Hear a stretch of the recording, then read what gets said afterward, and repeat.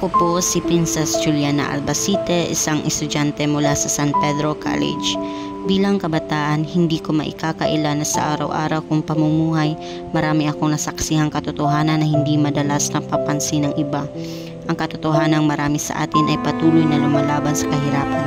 Hindi lamang para mabuhay, kundi para lang maramdamang sila'y pantay at may dignidad din.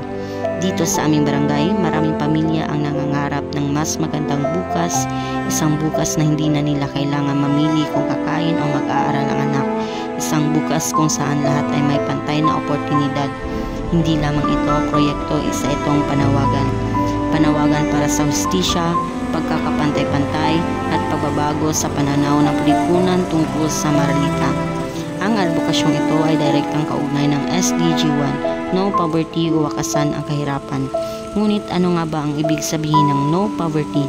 Maraming tao ang iniisip na ang kahirapan ay tungkulan sa pera, ngunit sa katotohanan ito rin ay tungkol sa hindi makatarungang akses sa edukasyon at trabaho, pagkakait ng serbisyong medikal at panlipunan, diskriminasyon at panliliit sa mga taong mahirap, kawalan ng boses sa lipunan at pamahalaan.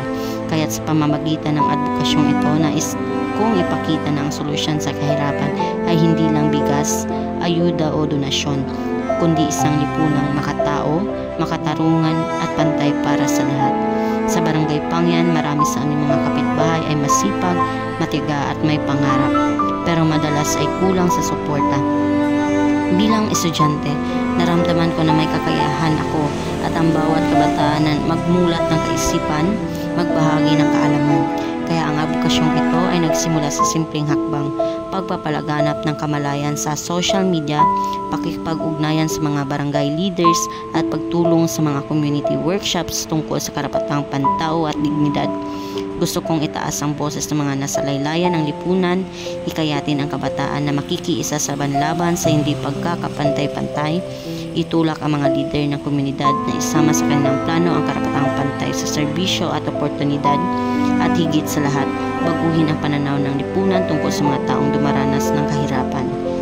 Hindi mo kailangan maging sikat o mayaman para makiisa sa advokasyong ito. Makakatulong ka sa pamamagitan ng pag-share ng video sa social media, pagbahagi ng kaalaman tungkol sa SDG 1 at kahirapan, pagtulong sa komunidad kahit simpleng pagdamay, pag-unawa o pakikinig, pagsama sa mga proyekto, diskasyon o donation drives, pagpili ng tama lalo na sa mga isyong panlipunan.